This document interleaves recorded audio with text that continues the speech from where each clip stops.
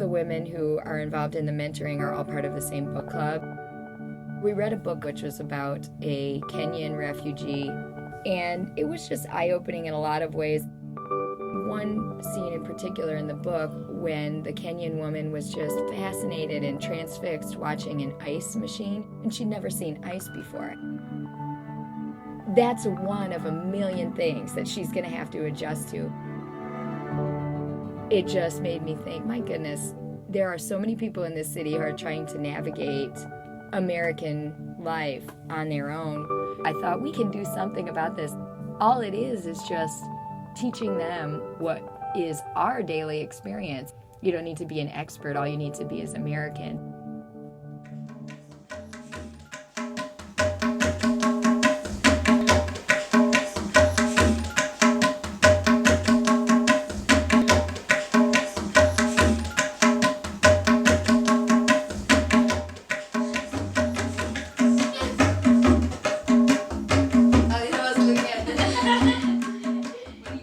I remember when I was moving from Chicago to Sioux Falls, I mentioned to a friend that I was moving to Sioux Falls, and she said there's actually a refugee population there, and she was telling me that it depended on who was willing to sponsor people, and that there was a lot of church organizations in South Dakota, and that employment rates were high, crime rates were low, education opportunities were good, and so it really was a good fit. I knew that coming in, but had I not known that, I wonder how long it would have taken me to even know that there are so many refugees here. I'm not sure most people in Sioux Falls give that much thought to refugees enough to even have misconceptions about it. Kagendra is the father and Kanchi is the mother. Kagendra's parents also came along with them. And they have 4 daughters, all of whom were born in the refugee camp in Nepal and spent their whole life in the refugee camp. The way I see our job is mainly to be friends with them and also just to help them navigate kind of the nuances of living in America, especially considering the vast difference as far as culture and general setting from which they came. In this role, LSS did a great job of both kind of trying to guide us, but at the same time letting us decide what is the need here, and is there a way that we can fill it? I'd gone to the library and gotten a book about Bhutan, like a picture book, because I was curious. Oh, it was really fun for them to flip through the pages and show us things about their country, although the girls actually have never lived in Bhutan because they've spent their whole life in the refugee camps. The very first day, they were giving us hugs and saying, "We are so happy to meet our new family, and thank you so much," and they were just so grateful and excited.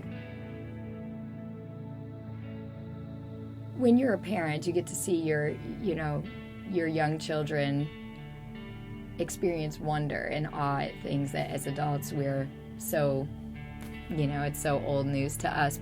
They are experiencing a lot of things for the first time here in America that we just take for granted. It's just an everyday experience for us. I got to see them go on some of their first amusement park rides. I'm just clicking away with the camera because the smiles on their faces were just bigger than their faces. It was only a couple months into our relationship with them. Kanchi was diagnosed with cancer, and all of us had sort of the same reaction, which was, I cannot believe this. Hasn't this family been through enough? And now this is awful. And when we talked to Kagendra about it, his response was so different and so humbling and eye-opening to us. He said, "We're just grateful that we're here.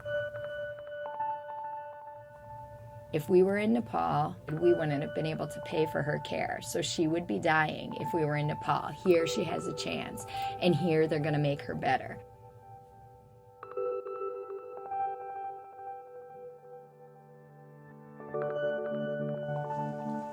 My family, we are very, very, very happy with our American family. They are Maria, Julie, Becky, Kim, Ellie, and Lady. They are help us anytime. They help us a lot.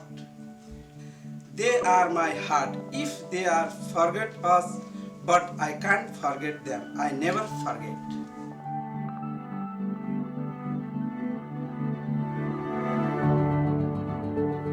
They are just so open.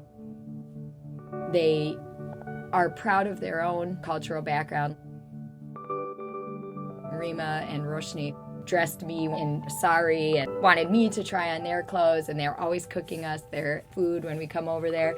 But at the same time, they're very interested in learning about what is going on in America and trying American food and doing the things that we suggest for them to do. And they're just open to new experiences.